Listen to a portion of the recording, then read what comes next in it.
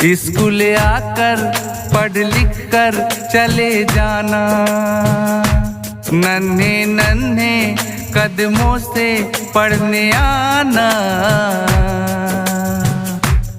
School आकर पढ़ लिख कर चले जाना, तुमको ज्ञान हुआ है कितना घर बताना।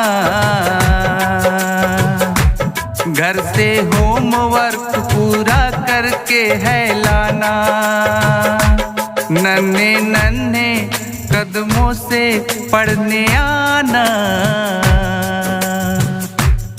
स्कूल आकर पढ़ लिख कर चले जाना।